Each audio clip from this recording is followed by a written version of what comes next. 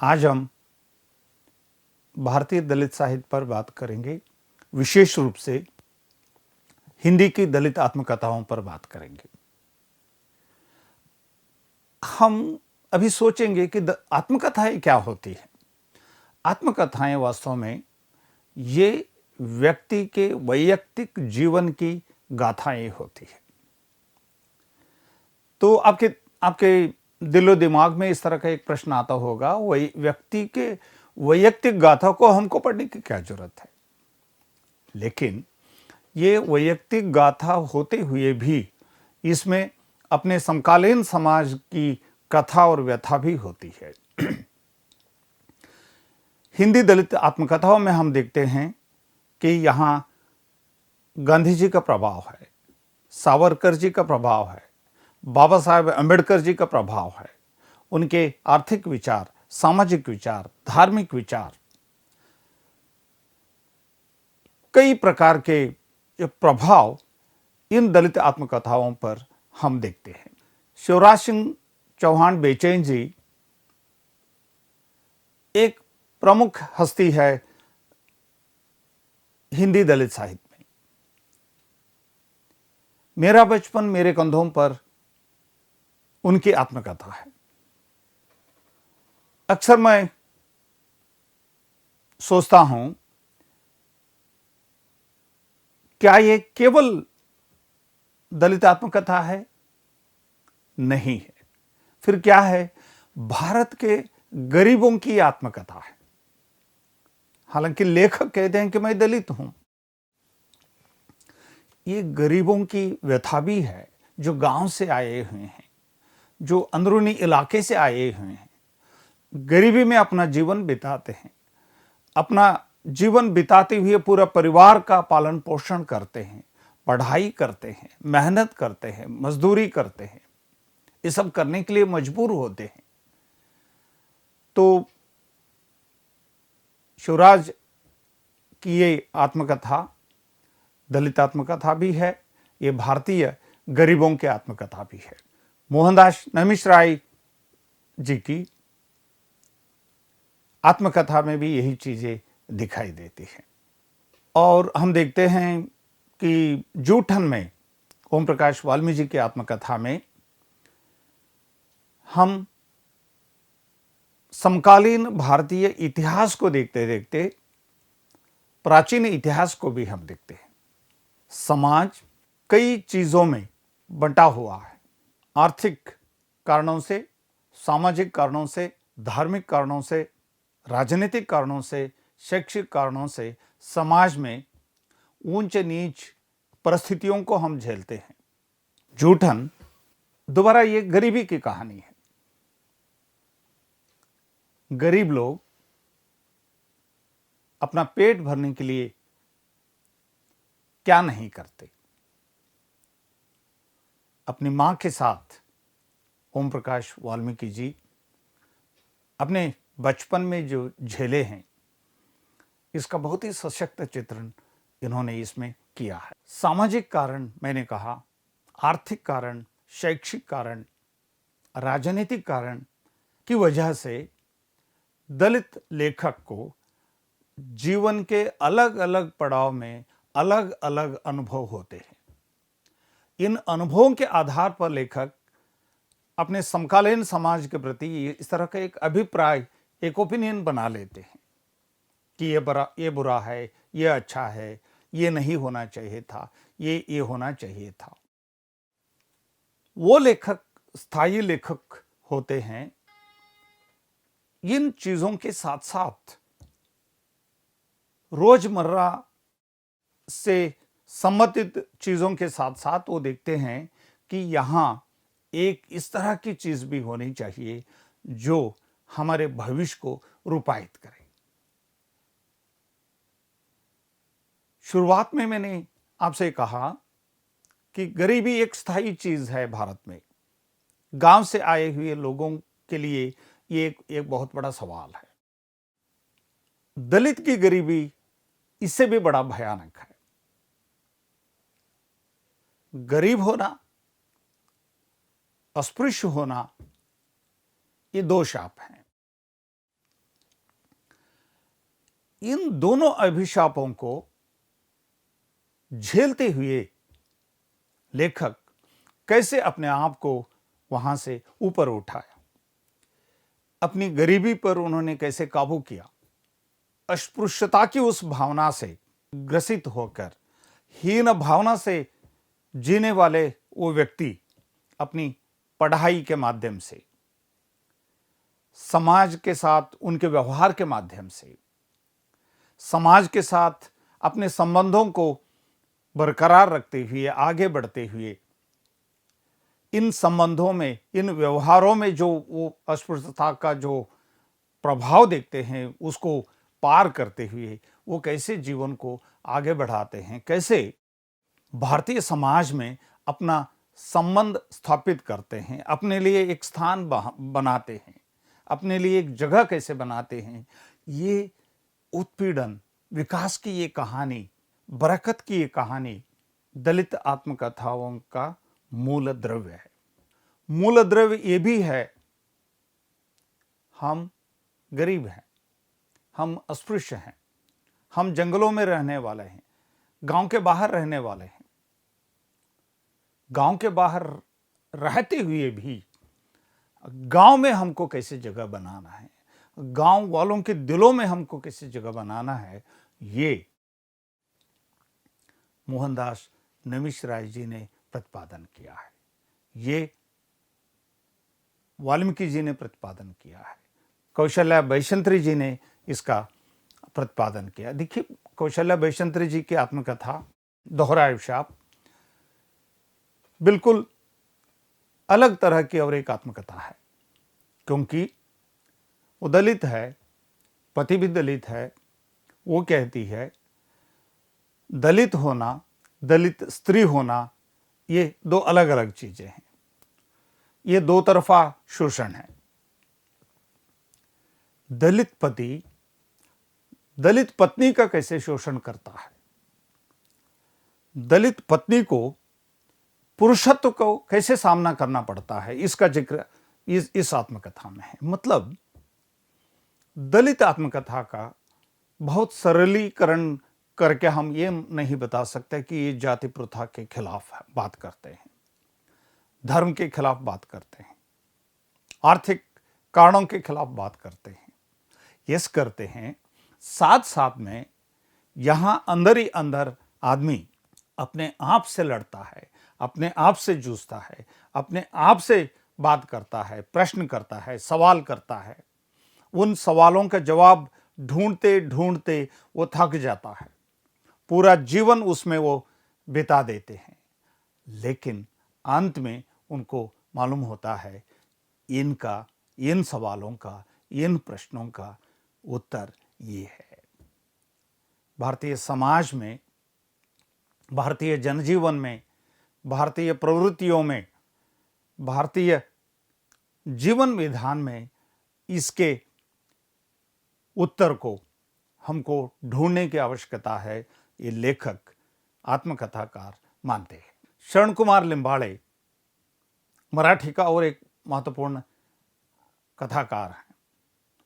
उनकी आत्मकथा अक्रम संतान वो मराठी की होते हुए भी लगता है कि वो हिंदी की है। हिंदी में उसका अनुवाद हुआ और बहुत लोकप्रिय हुआ। देवदासी प्रथा के कारण जो बच्चे पैदा होते हैं वो अपने आप से प्रश्न करते हैं कि मेरा धर्म कौन सा है, मेरा जात कौन सा है, मैं आरक्षण के लायक हूं या नहीं हूं।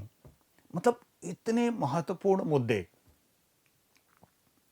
इतने पूरे दिल को झकझोर करने वाले सवाल दलित आत्मकथाकार उठाते हैं। इन दलित कथाओं के माध्यम से जो बातें उठती हैं उनका उत्तर एक दिन में नहीं देख सकते हम, 2 दिन में नहीं दे सकते, एक किताब लिखकर उनका उत्तर हम तैयार नहीं कर सकते, क्योंकि ये इसको सुधारने के लिए, इसका जवाब देने के लिए हमको सदियों का समय चाहिए, क्योंकि ये सदियों के सवाल उठाते हैं, ये संस्कार के सवाल उठाते हैं, ये कला के सवाल उठाते हैं, ये जाति प्रथा के सवाल उठाते हैं, ये डीएनए के सवाल उठाते हैं, आरक्षण के सवाल उठाते हैं।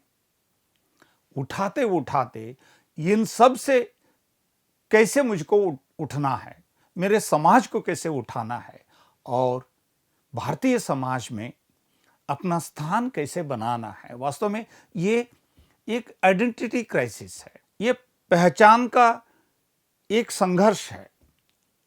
दलितों को अपनी पहचान भारतीय समाज में कैसे बनाना है, किसी भी क्षेत्र में, वो कला के क्षेत्र में हो, वो संगीत के क्षेत्र में हो, वो लेखन के क्षेत्र में हो, वो आधिकारिक क्षेत्र में हो, शैक्षिक क्षेत्र में हो, मुझको एक स्थान बनाना है। स्थान बनाते बनाते जो मैंने भोगा है उसको मुझे नहीं भूलना है, उसको कला का एक रूप देना है, संगीत का एक रूप देना है, चित्र का एक रूप देना है।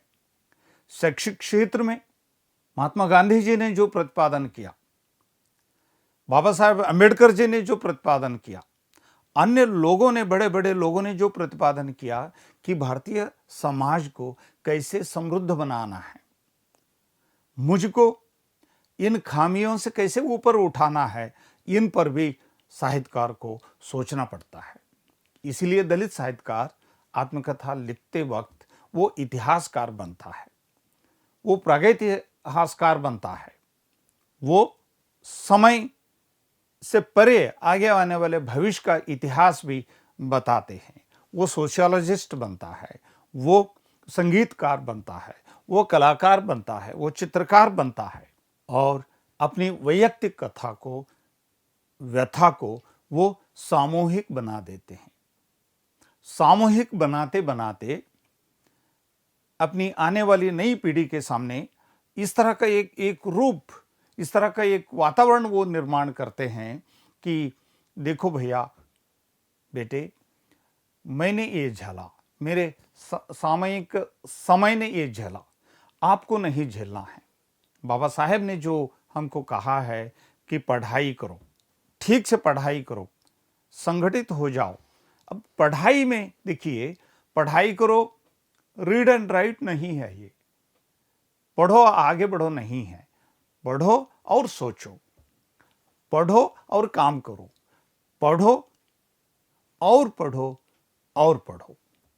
पढ़ते पढ़ते हमको इतिहास समझ में आता है, पढ़ते पढ़ते हमको आज का समय समझ में आता है, भविष्य हमको स्पष्ट दिखाई देता है। ये दलित साहित्यकार आत्मकथा लिखते लिखते वो अचानक अपने पुराने इतिहास को भी हमारे सामने रखते हैं, समकालीन इतिहास को बनाने की कोशिश करते हैं और भविष्य को बनाने वाले, रूपायित करने वाले आदमी भी बनते हैं। दलित साहित्य भारतीय साहित्य में अपना एक अमिट छाप बनाया है, अपना एक अमिट रूप बनाया है। दलित साहित्य को पढ़ते पढ़ते बातें होने लगी है, क्या ये साहित्य है, क्या ये सोशियोलॉजी है, क्या ये एंथ्रोपोलॉजी है, क्या ये इतिहास है, क्या ये भूगोल है, क्या ये रिलीजन है, या सब कुछ है। क्योंकि इन दलित आत्मकथाओं में इतिहास भी है, वर्तमान इतिहास भी है, भविष्य भी है, साथ साथ में इसमें एंथ्रोपोलॉजी भी है। हमारे पुरखे, हमारे पूर्वज कैसे अपना जीवन बिताते थे, वो कहाँ से आए, उनका मूल क्या है, और जिस कठिनाई से उन्होंने अपना जीवन बिताया, किस कठिनाई से उन्होंने मेरा जीवन बनाया, किस कठिनाई से उन्होंने अपने अस्तित्व को समाज में, अपने समकालीन समय में बरकरार बना के रखा। और कठिनाइयाँ सब में हैं। इन कठिनाइयों के बावजूद, इन शोषणों के बावजूद भी वो थके नहीं, वो हारे नहीं। उनका विश्वास रहा भारत पर, अपने देश पर, अपने समय पर, अपने समाज पर। जिस अटूट विश्वास के कारण उन्होंने अपने वर्तमान को बनाकर रखा, केवल अपना वर्तमान नहीं बनाया, उन्होंने इन दलित आत्मकथाकारों का भविष्य भी बनाया। भारत की सामाजिक संस्थाएं, भारत की सामाजिक संस्थाओं में दलितों का जो स्थान है उस पर दलित आत्मकथाकार बात करते करते वो एक इस तरह का एक नमूना हमारे सामने पेश करते हैं कि इसको सुधारने की हमको जरूरत है। सुधारते सुधारते उनका लेखन वो समाजोन्मुखी अध्ययन करता है। मतलब वो समाज का अध्ययन करते करते, वैयक्तिक अध्ययन करते करते, वैयक्तिक और समाज दोनों को मिलाकर वो आगे बढ़ते हैं। उदाहरण स्वरूप मैं एक सवाल आपके सामने उठाऊंगा। भूख इन दलित आत्मकथाओं का एक मूल केंद्र बिंदु है। ये भूखे भी हैं, इनके परिवार भूखा है, और ये भूखा आदमी केवल गुस्सा नहीं करता, केवल चिंता नहीं करता, वो केवल सिर पकड़कर नहीं बैठता, ये अपने गुस्से को अपना भविष्य ठीक बनाने के लिए उसका सदुपयोग करता है। भूख के कारण उत्पन्न गुस्से को वो अपने शैक्षिक उच्चता को प्राप्त करने में उसका उपयोग करता है। वो शरण कुमार लिम्बाले हो, ओम प्रकाश वाल्मीकि हो, कौशल्या बैसंत्री हो, इन सभी आत्मकथाओं में भूख एक मूल द्रव्य है। केवल भूख तक वर्णन करने में, उसके बारे में बात करने में, जिक्र करने में दलित लेखक, दलित कथाकार, दलित आत्मकथाकार नहीं रुकता। भूख का सार्वकालिक, सार्वजनिक रूप वो देते हैं। मैं भूखा हूं, मेरे साथ कई लोग भूखे हैं, मेरी भूख और कई लोगों की भूख में अंतर है, और मेरी जो भूख है, ये भूख मेरी प्रगति की ये फाउंडेशन भी है। ये दलित साहित्यकार हमेशा इस पर सोचता है। इसको हम जयप्रकाश करदम जी की एक लंबी कहानी है तलाश में भी हम इसको देखते हैं। अपने अपने पिंजरे में हम देखते हैं, जूठन में हम देखते हैं, अक्रम संतान में हम देखते हैं, उचल्या में हम देखते हैं। लक्ष्मण गायकवाड़ जी की आत्मकथा है मराठी में लिखी हुई, जिसका हिंदी में भी रूपांतर किया गया है, भारतीय भाषाओं में इसको रूपांतर किया गया है, और ये हिंदी में भी बहुत प्रसिद्ध आत्मकथा है। उचल्या के संदर्भ में मैं बात करूं, क्रिमिनल नोटिफाइड ट्राइब्स अंग्रेजों ने डिक्लेयर किया था। 1952 में उसको डी नोटिफाइड किया गया। मतलब आज़ादी मिलने के 5 बरस बाद इन लोगों को आज़ादी मिली। इनको चोर कहा जाता है, देशद्रोही कहा जाता है, समाजद्रोही कहा जाता है। लक्ष्मण गायकवाड़ इन सब का वो जिक्र करते हैं, और जो ठग है, जो चोर है, उनको कैसे समाज में ऊपर आना है, ये चोर का जो लेबल उनको लगा है उसको कैसे दूर करना है, लेखक इसकी हमेशा चिंता करते हैं। और केवल चिंता ही नहीं करते, केवल समस्याओं का ही जिक्र नहीं करते, वो ये भी दिखाते हैं इससे ऊपर हमको कैसे आना है, कैसे उठाना है। शिक्षा के माध्यम से हम इससे ऊपर आ सकते हैं। लेखक इसके बारे में जिक्र करते हैं। दलित इसीलिए कहा जाता है, भारतीय दलित आत्मकथाएं ये केवल साहित्यिक कृतियाँ ये नहीं है, ये सामाजिक कृतियाँ ये नहीं है, ये आर्थिक कृतियाँ भी हैं।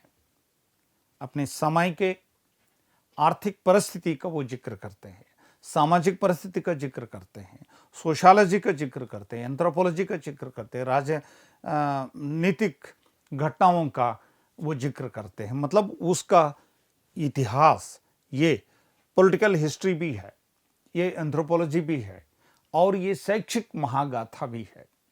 इतनी कठिनाइयों के बावजूद भी लेखक कैसे अपने क्षेत्र में, कैसे वो शिक्षा में आगे बढ़ते हैं, कैसे नौकरी पाते हैं, या अपनी जगह समाज में अपनी जगह बनाते हैं। नौकरी पाने के बावजूद, जगह पाने के बावजूद भी वो चुप नहीं बैठते। वो शिक्षा से जो उनको प्रकाश मिला है, रोशनी मिली है, उस रोशनी के माध्यम से समाज में प्रकाश फैलाने का काम करते हैं। जो लोग दुख में हैं, दर्द में हैं, अस्पृश्यता की श्रृंखला में हैं, उनको ऊपर उठाने की कोशिश करते हैं। इसीलिए इन दलित आत्मकथाओं को ये माना जाता है, ये समकालीन समाज के इतिहास है।